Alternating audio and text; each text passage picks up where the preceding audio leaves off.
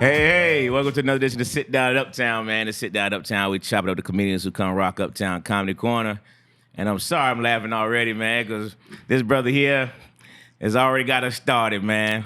We got a guy, man, legend in this game, been around for a while and has done it all, man. Mr. Faizon Love is in the building. How you doing, sir? Man, thank you very much. I think the word legend is not for me.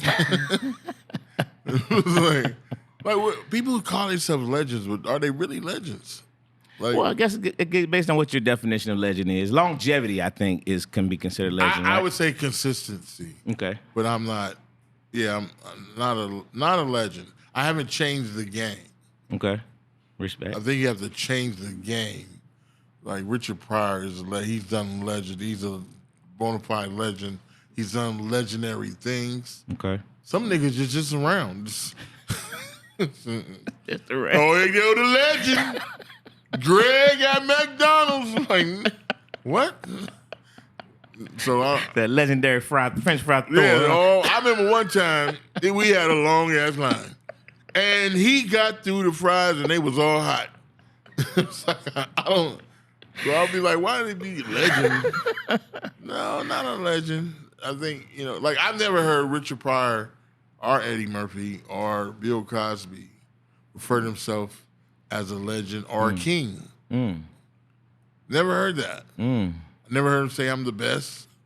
I just seen them put the best foot forward, like, and change the world.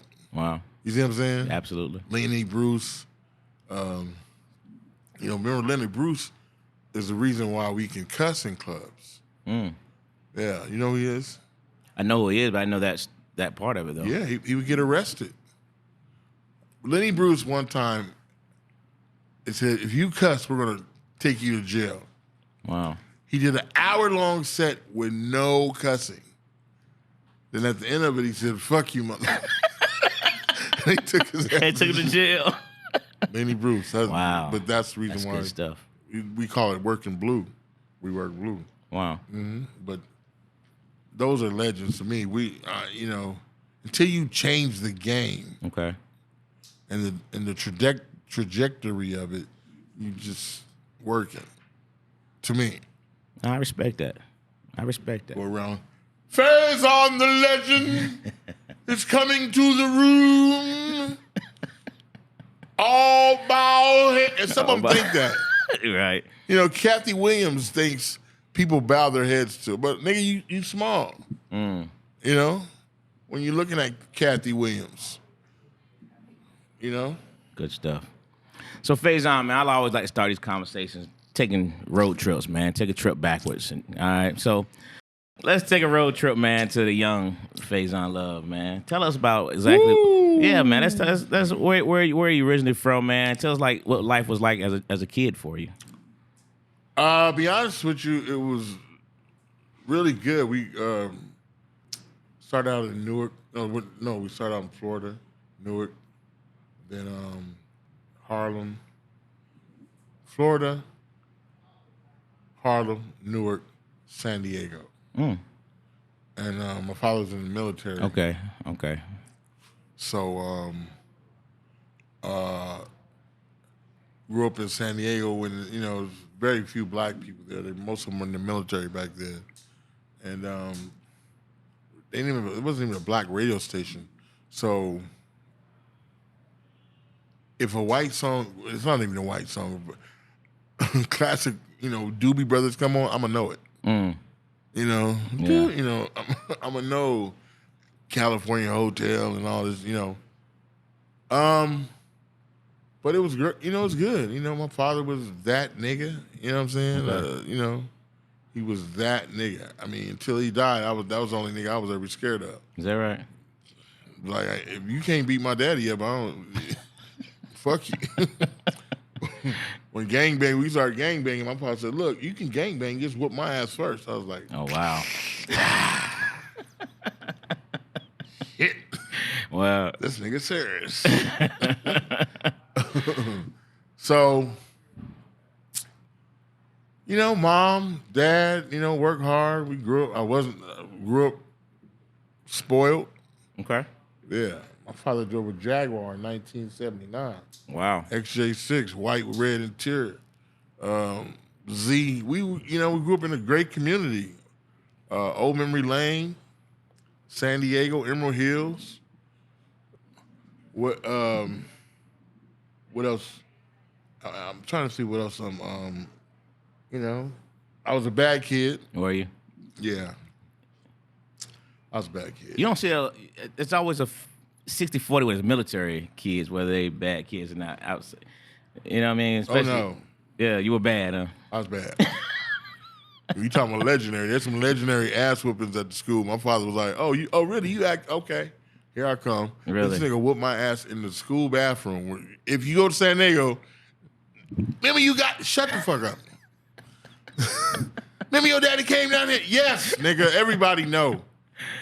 So, It was Navy? Yeah, he was on Kitty Hawk. Were you in the Navy? Army. That was the Army. Oh, just Army. the location, your name, and just sound. Those are mostly Navy. Oh based, yeah. Yeah, he was Shitty Hawk, and I forgot the other one. Yeah, my father was in the Navy. That's dope. So did you have other siblings? My sister had a sister. I have a sister. Growing up, I was just me and her. Then my parents had another baby when I was 20, Afanique. Wow. Is the last child. So two sisters. Okay. So I got the bulk of it. Yeah. You know what I'm saying? Who broke that? Faizon? Damn it. Yeah. I was like, me and my sister, we had a pool table in the house. Okay. We first got the house, the pool table was there. I mean, I think they negotiated it, you know. But first thing my father said is, don't y'all go by that pool table.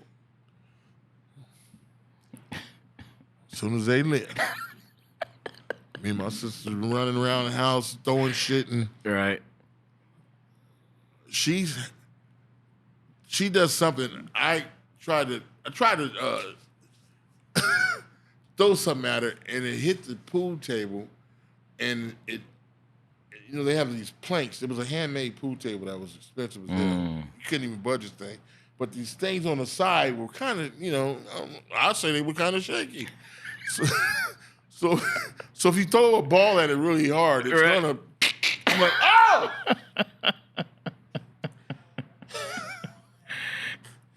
So my father come home, and the board is laying on.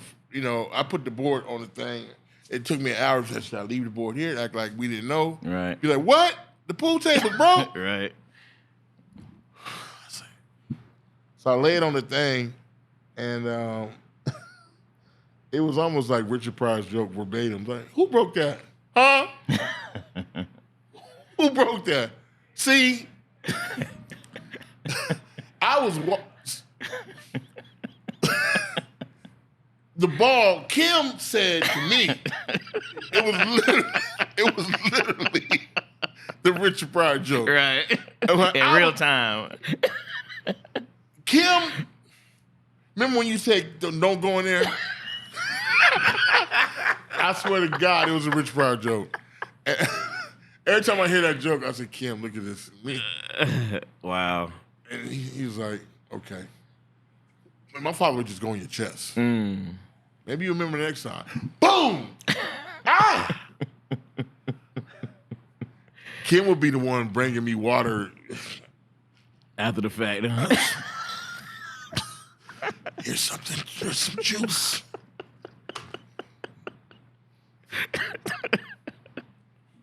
Was Daddy mad? Wow. So what kind of student were you? I know you said you were I was an okay student. Okay student. My problem was everything was a question. Okay. And my daughter does that now. She says, why? The lady told me, did everyone see Roots? Yeah. I need you to write an essay on how Roots is how the Roots are parallel with your family. I'm like, what do you mean parallel? How your family is like Roots? We live here. We from Africa. But you're from Africa. No, I'm not. Nobody in my family from Africa. Faizon, you're from Africa. Dang, really? I said, just to let you know, I was born in Cuba.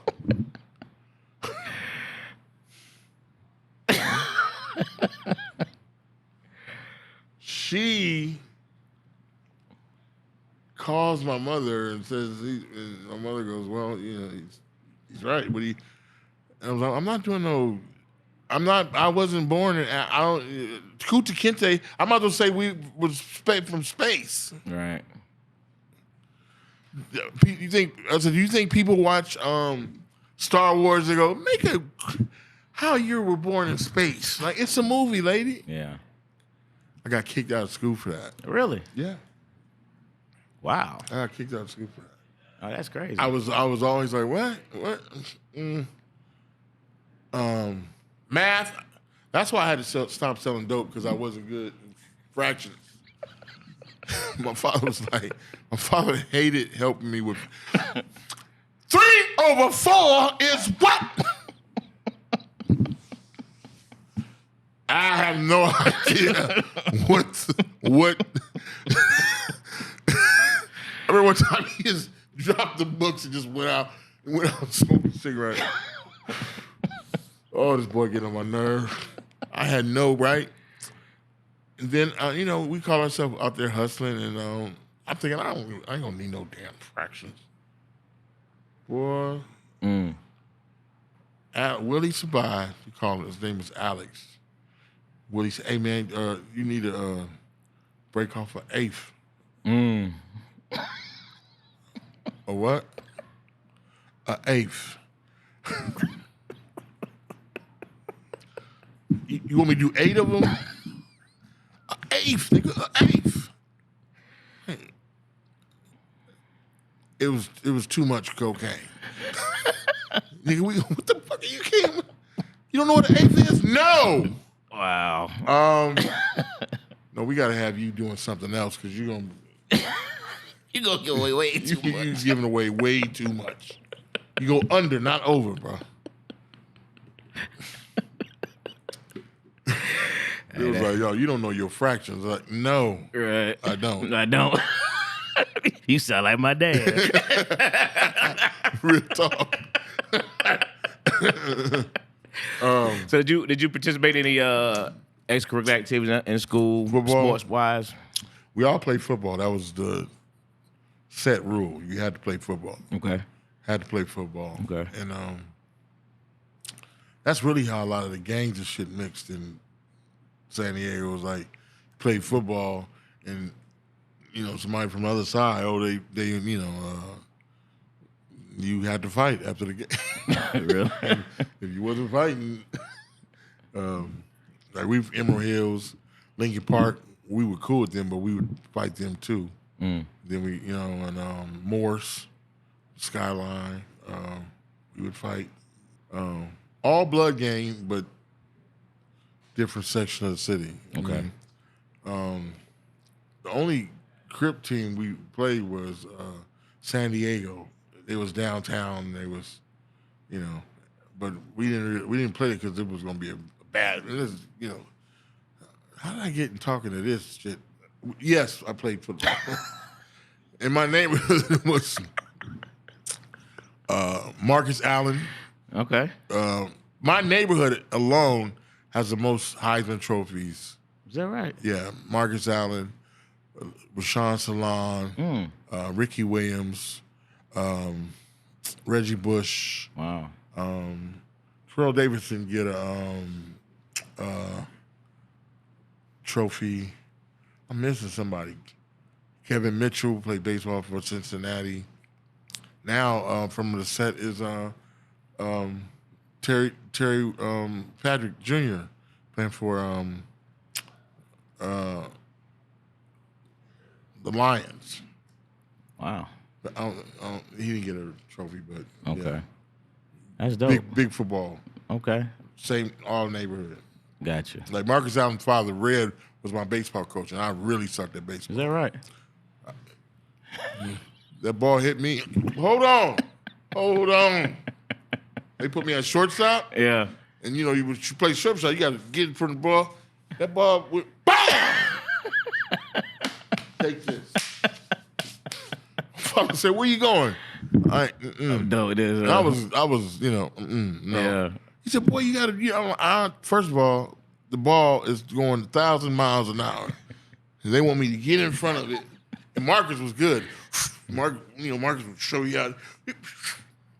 No, I'm good. Encanto baseball. Wow. That's dope. So what did you do immediately after high school? I was doing stand-up. Really? I started stand-up in high school. Okay, tell me about it. Because I went to New York. We go to New York every summer. And I was watching this television show called Young Comedians. And Eddie Murphy was on there. And I was like, oh, man, I want to do that. That's probably about 13.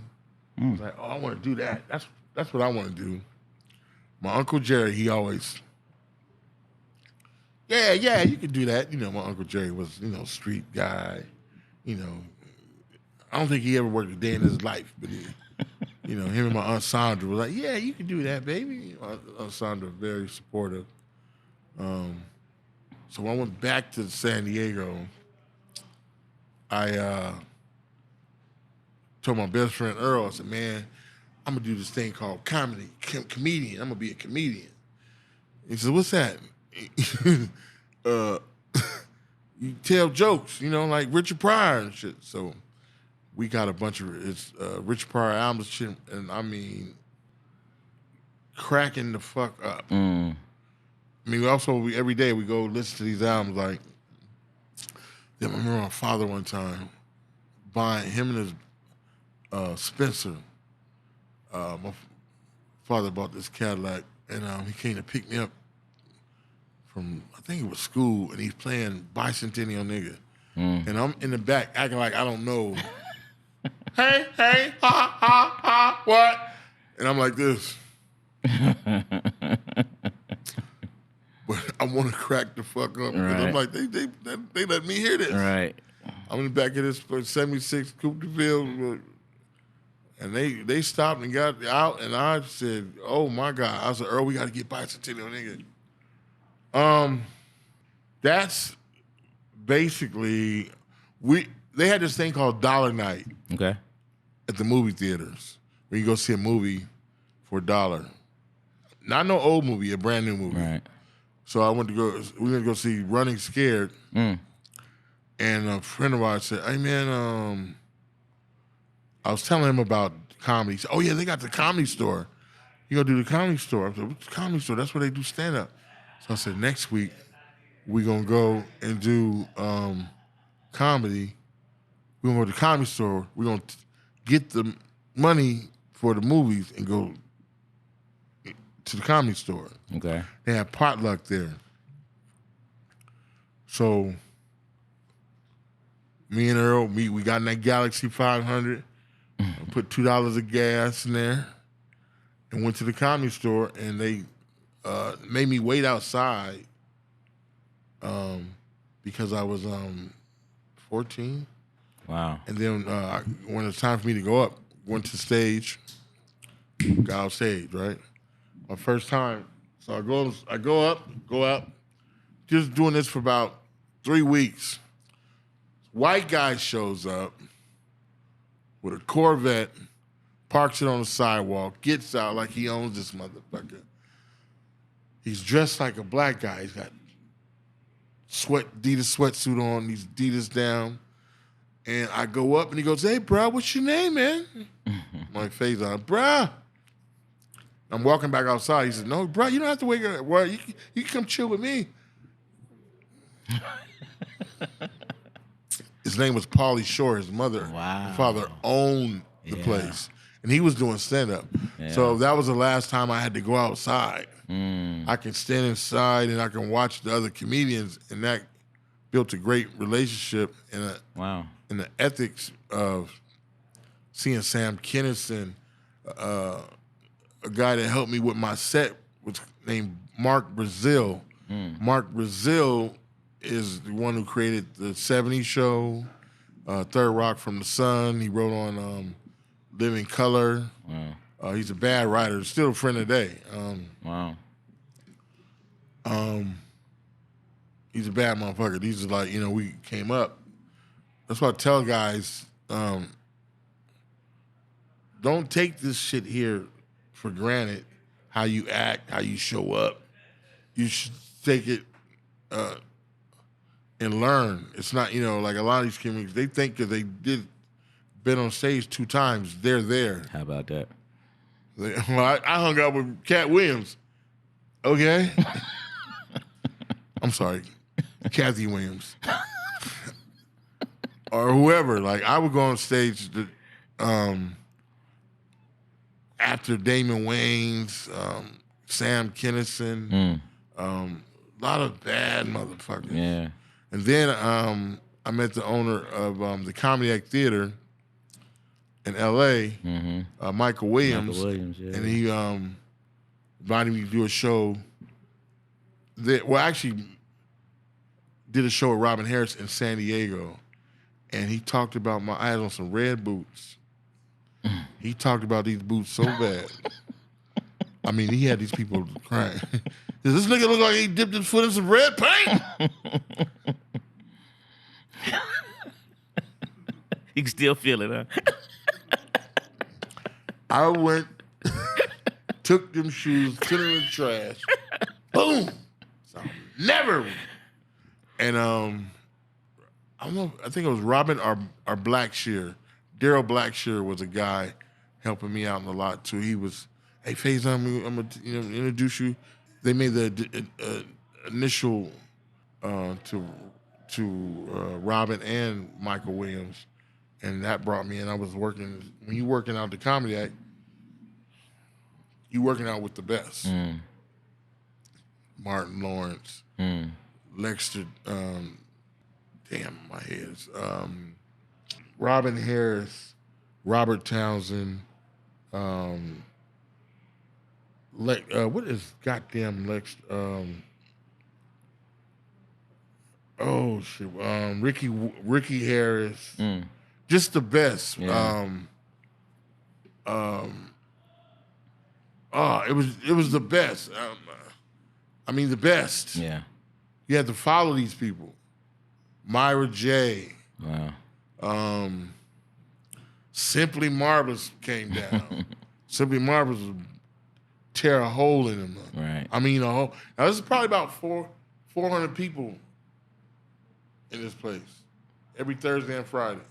And you had to go. I remember one time I bombed the first night up. And I was like, oh, shit. These some real niggas. This ain't working out.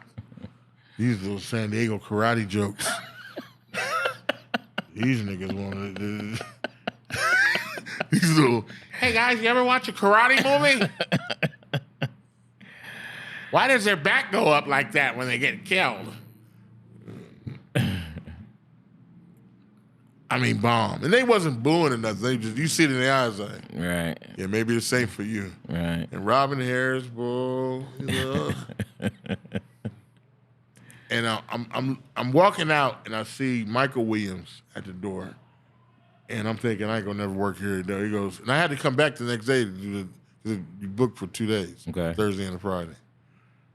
He goes, hey man, they just want to be entertained. I was like, what the fuck does that mean? Right, so I went home and I'm thinking about that, and I wasn't gonna come back. I'm not gonna be because it was a long walk.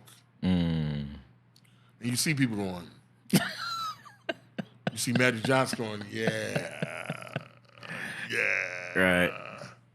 Some say, nah, man, you gotta go back. Fuck them people. Right? And I go back and I kill it. And I remember the joke that I had a Boston hat on, a green Boston hat on.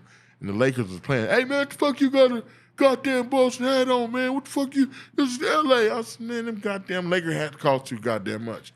You right, nigga. And I said, yeah, I did my first movie. Everybody clap. Oh, okay, all right. I got him. Did my first movie. Shaka Zulu. If you look, I'm the black dude with a spear.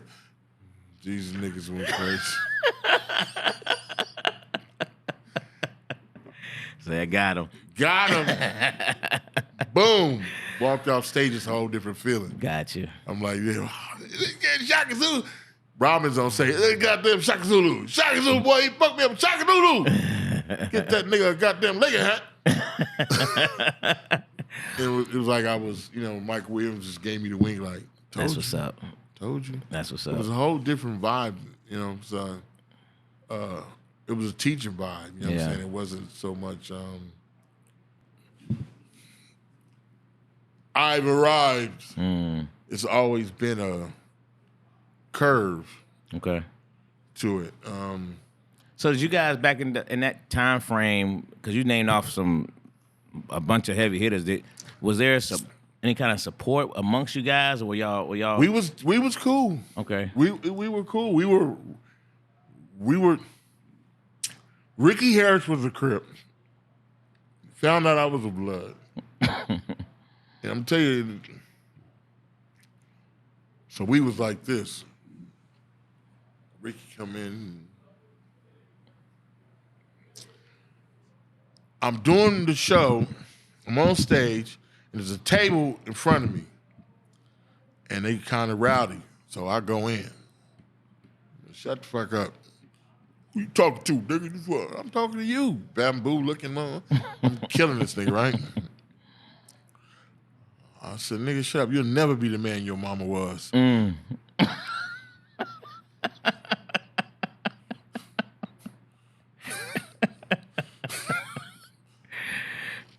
said, you'll never be the man your mama was. My mama dead. Right? Gets up. The whole table gets up. Walk outside. I said, did they leave? They waiting for you outside, Faizon.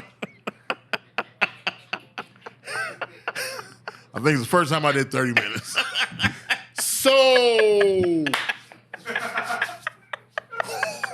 black women, give your hand, give yourself a hand.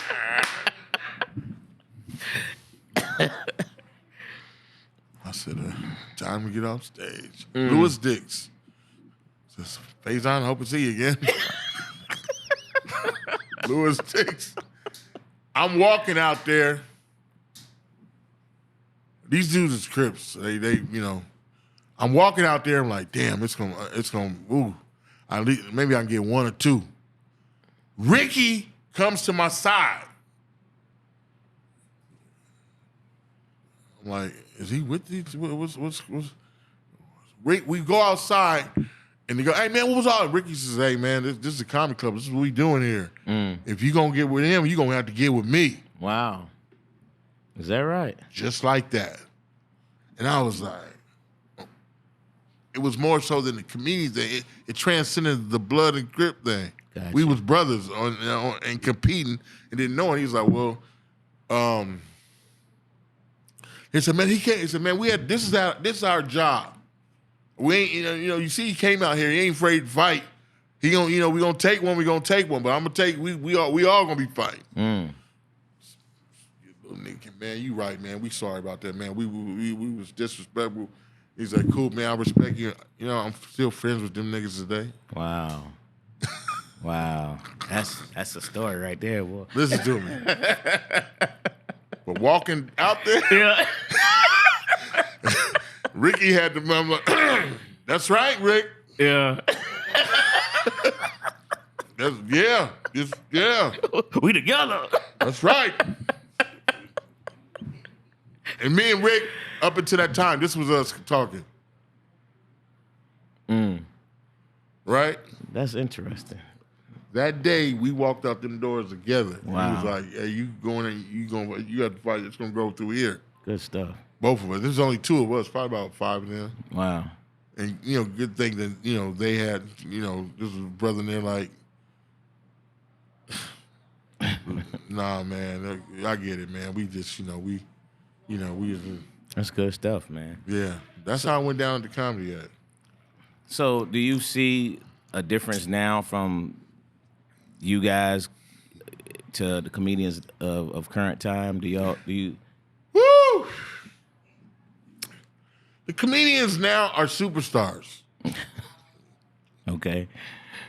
They'll tell you, yes, I think this is what I think. You should do this, and you should set up your merch. We're gonna set up my merch. We're gonna set up, and we're gonna do a tour, 20-city tour in Alabama. How long you been doing comedy? 7 days. You don't want to get good at what you do? No, I got merch.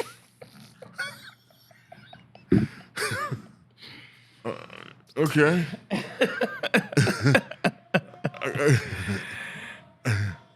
I got merch. Right. Okay, got merch. You're not, and you can't really give them advice because they think the internet, being famous to them is, it's like, it was never about fame. It was about winning. Gotcha. This audience over and killing. That's right. You know what I'm saying? Yeah. And then having, it was Martin Lawrence say, man, that joke, oh my God. And we all were different. There was not one comedian that would get on stage dressed like another comedian. Okay. Like, it was like, now they all got the same thing on. I'm like, what's Giuseppe's? The fuck is the belt? What the fuck? Are they giving? Is this the comedian store? So they were all different. Chris Tucker, we all had crews. It was me and Chris Tucker we became those, here come these niggas. Destroyer Room. And Chris and I are totally different. I'm long-winded. Hey, man. Hey, man. All that, a lot of stuff we came up with is us hanging out high. Is that right? I remember one time, in the daytime in California, there's nothing to do. Okay. We had nothing to do. So one time we got high, and let's go to the mall. We go to the mall, get something to eat. So we in the mall, and the security guards, is this nigga watching us? Right? So we start following this nigga. Y'all started following the security around the mall? Yes. Wow. Like watching him. Just watching. That's hilarious. That's hilarious. So mad. Why are you following me? Sir, I think you're wrong. We're not following. We're just walking around the mall. And he'll be across the thing and we'll be looking. There he is. Forked him. He tried to kick us out of the mall, and the guy thought it was so funny. He tried to tell the supervisor, and the supervisor started cracking up. They're following me. I'm like, sir, we're just walking around the mall. Do you not want us to see all the refreshments and the new clothes? Yeah, we used to do all kinds. That is hilarious. So speaking of Chris Tucker, how did the Friday thing come about for you? And did you have any idea of what that would become? Fuck no. Okay. I was trying to be a working actor. Okay. I was on probation. This is my last year on probation. I had 6 months or something like that. You have summary probation. We have to. This is what I'm doing. This is what I'm doing. All right. And I was trying to be a working actor. Okay. And you got to keep it, so audition. I was on a roll. I did Bebe's Kids. And, that got a lot of heat off me. He's really hot, you know. And it was like my last 2 or 3 minutes, and they had an audition, and I had the best agent in the world. She passed Nancy Chavez, Nancy, not facing. She was facing. Now don't go down there bothering them people facing if they facing. They want you to go audition for a worm. She said, I said, what? Ice Cube has a movie and wants you to be the worm. So I read the sides. I was like, oh, I get it. I see it. So I used to hate the audition because I was like, this is some bullshit. So I have to come in as a character. All right. So I came in as a character, talking shit. What's going on? What's this shit about? These niggas like, ah, fuck's this shit about, man? Fuck you got me in here, right? Yeah. They was like, by the time I got to the house, you got the part, Faizon. Wow. Chris. I had to convince Chris to go in there. Is that right? He had an audition. Man, ain't nobody looking at Ice Cube no more, man. Ain't nobody looking at Ice Cube, man. I said, Chris. And so far at that time, me and Angelo Means that got the role. Okay. And Chris went in there, and he just was like, yeah. And we would always go over shit. Like, oh, man, do this. Like that tick and all that shit. Create all that shit. Wow. I said, man, oh, man. He goes in there. For some reason, it doesn't go good. Okay. He says, they want me to come back, man. I said, come on. We went over Angela Means' house. Angela Means played Felicia. Mm-hmm. And she was making some spaghetti. And by the time we finished that spaghetti, this nigga was smoking. Really? Wow. He went in that motherfucker the next day. He's like, nah, man. I got it. We just, you know. Wow. Yeah. That's dope. He brought that motherfucker home. Yeah. All that shit. Because we had a thing like, man, we ain't doing nothing whack. We was real. Yeah, I ain't doing that. Because a lot of times they write for black people, and in the text it said, "What's up, mofo?" I was like, "The fuck is mofo?" Mofo. Right. Hey, mofo, what's happening, mofo? I'm like, I'm not saying that bullshit. Yeah. So you did it where it would fit your mouth. So a lot of that stuff we did. Me and Chris would do. We smoking a joint going on the way to the set. Going, I said, you know what I'm gonna say, nigga? I'm listening to Peebo Bryson. And he says, playing with my emotions. I'm like, nigga, I'm putting that shit today. Chris said, no, you ain't. I said, watch this, nigga. I'm gonna put that shit in that motherfucker. Right? Lace that motherfucker. Wow. Yeah. Wow. So that's where a lot of shit That's incredible, man. That's some good stories right there, brother. So you've done a lot. I mean, how fun was Husbands of Hollywood for y'all? Man, Kevin Hart's such a good guy. Yeah.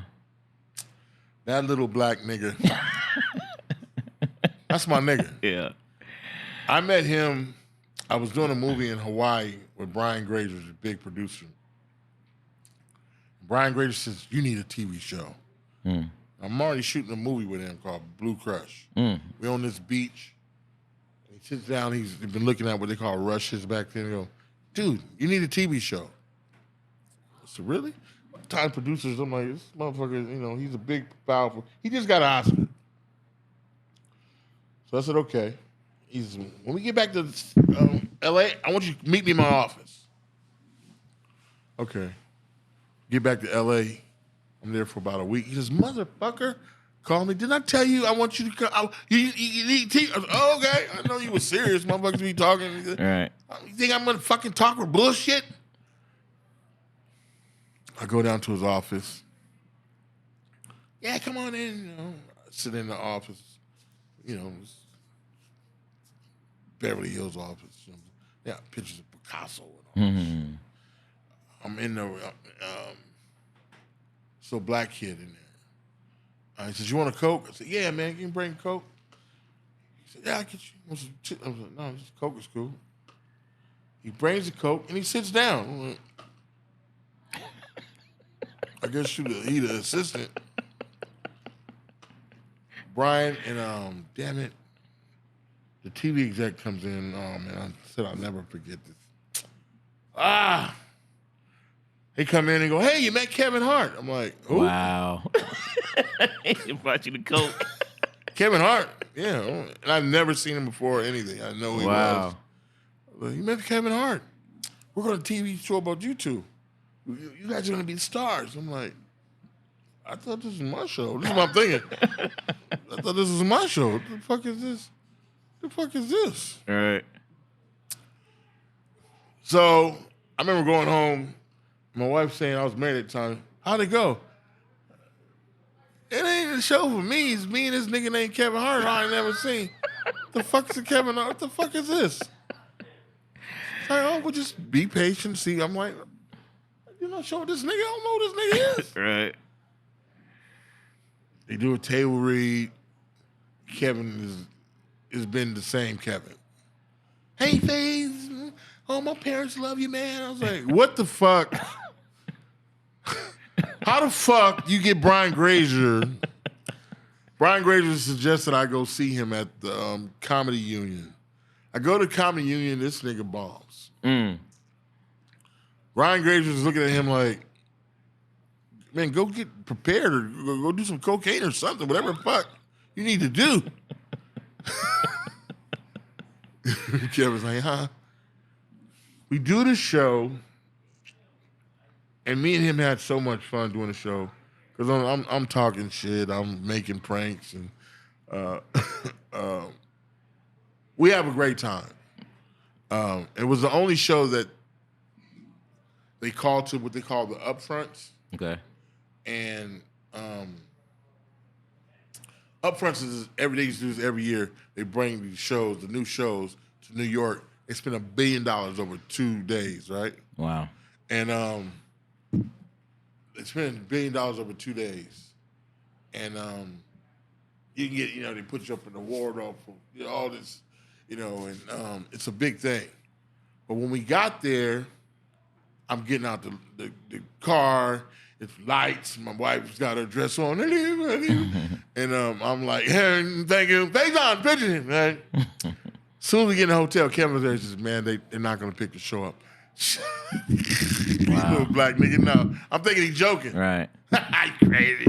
They don't spend it. They just spend, no, seriously, Faizon. Brian says he's going to call you. "Kevin, stop playing." Nigga, I get it. Yeah. All right. Brian calls me, says, "Listen, Faze, the network is fucking me around and they're not going to pick the show up. But I want you to buy every motherfucking thing you want and put it on their tab. I want you to get anything you fucking want. Get you 8 pieces of lobster, whatever you want." Right.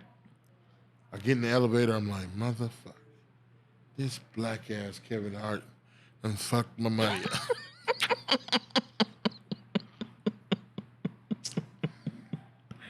I go upstairs. I said, I can't even stand there.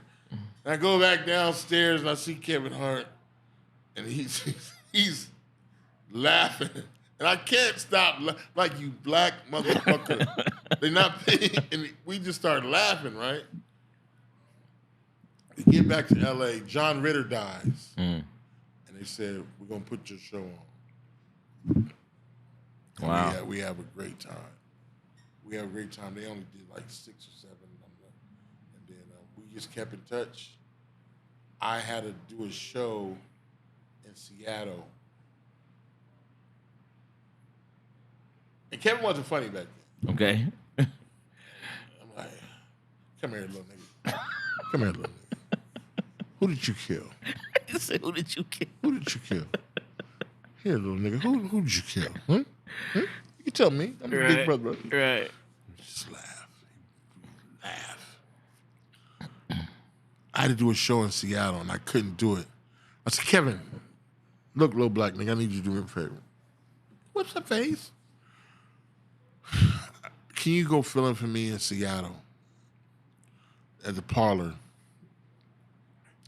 Okay, face. Yeah, okay. They're going to pay you, nigga, whatever. I don't know what you get. $30 or whatever. 10 grand. I don't know what it is. All right. He went up there, and the owner called me. Who the fuck is this Kevin Hart? This motherfucker's amazing. I was like, what? Wow. What Kevin you talking about? He's amazing. Oh my, thanks a lot, man. He was they didn't miss me. They wasn't like, where's Faith? No. He killed it. I said, he killed it? Okay, I'm talking about the little short black nigga. He got muscles in his neck. They got kid muscles. He said kid muscles. No, he killed it, Faizon. He killed it. Thank you so much. Thank you so much. I said, Kevin, what the fuck did you do down there? He's like, I had a great time, man, Faze. And that's when just rumbling. And Shaq did his thing, and he went there and All right. free balled that motherfucker and smashed it. Him, Chris Spencer, because we all, Jamie Foxx, we used to talk about how funny he wasn't. Wow. Like, how did you, like, come here, who did you kill? Who did you, who's missing?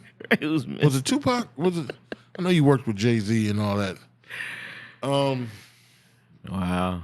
But yeah, really good guy. Yeah. Yeah, really good. Same guy. Yeah. Same guy. That's cool. Same guy right now. That's good stuff. It's not like other people putting A's on their shirt. It's my logo. It's my logo. I make jewelry and logo and cupcakes. Cupcakes. Don't forget the cupcakes. Oh man, comedian AD in the house. Boy, that's hilarious. Yeah. AD. So Faizon, we'll wrap it up here, man. Tell me what's something, because you've accomplished quite a bit, man. You've been in the movies, the TV. What is it that Faizon still has on his to-do list, or do you have that? To be honest with you, talk to me. I want to be a father. I've never been a father, so I have my first child. So, damn. You okay with your logos and shit? His logo just fell off his shirt.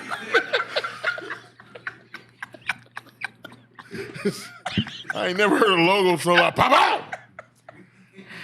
Oh man, I just want to be a father, a good father to my daughter, and not, and that's it. Because I ain't never been a dad. I got good examples of it, but it's hard when you got a baby mama, because she wants to fuck that whole vision up.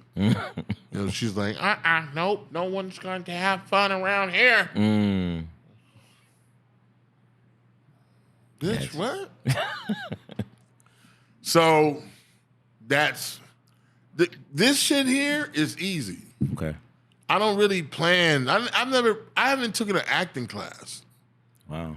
So I don't plan. I just try to do the best work I can. Even here at the club, I'm gonna do the best. The staff was complaining I was doing. He's doing too much time. We want to fucking go home. Not the crowd. The staff was like, what the fuck? We've got our tips. Let's go. Let's move it. I'm like, and the more that they complain, the more you go going. So let me tell you about. I told him that too. I said, he see y'all. I got all that. The middler wants to sell his merch. Do you understand those 2 shirts you're gonna sell, motherfucker? Oh man. Not AD. I got another nigga selling merch. All these niggas with merch. You could save that money, nigga. Man, that is so funny. Y'all just don't know how funny that is. All right, so Faizon, I always wrap it with a top 5, man. It's not comedians. I never do comedians with my comedian friends, but I would do a top 5 to end the show. Mm-hmm. You are OG. You don't like legend, but you definitely, you're the OG. So give me your top 5 rappers of all time. That's hard. I know. You know why? I'm going to tell you why. Tell me. I told you I like rock and roll, too. Okay. I've never seen top 5 rock and roll. You're right. But they put black people where they're battling. And it's like, no, I can enjoy everybody. That's correct. I buy music constantly. So my type 5, you're not going to understand because my top 5, number 5, I would put, if I were to put together a top 5, I would say MC Breed. Okay. Number 5. Okay. Okay. Doc, number 4, DOC. DLC.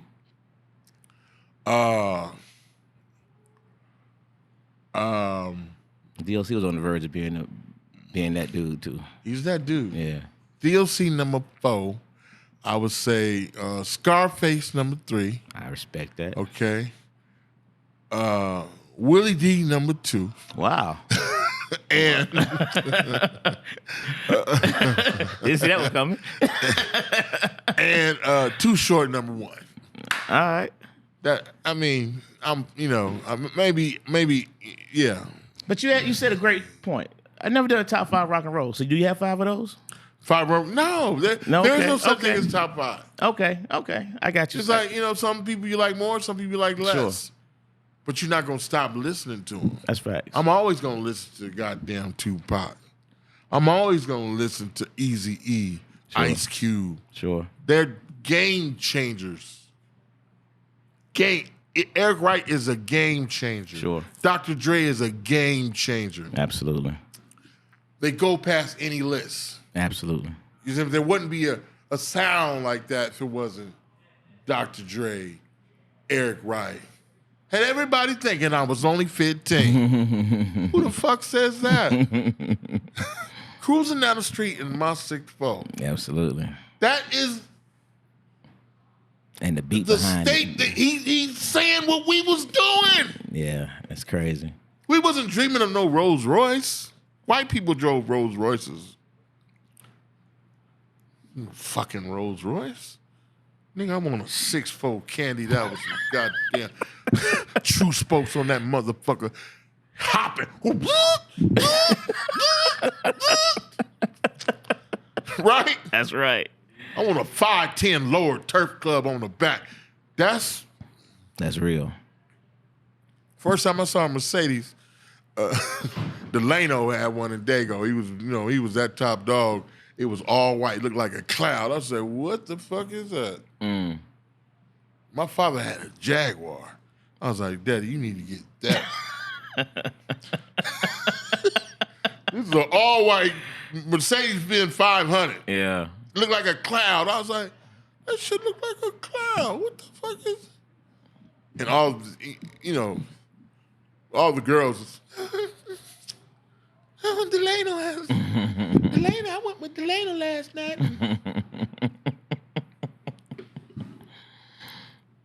So yeah, I don't really believe in that top 5. I'm with you on that. It was like until they put the Rolling Stones, they don't even call them irrelevant. Rolling Stones. Have you ever heard them call any white group irrelevant?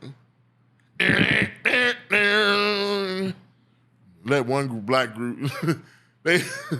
Let one black group. Missy Elliott not put out a song or whatever. Right?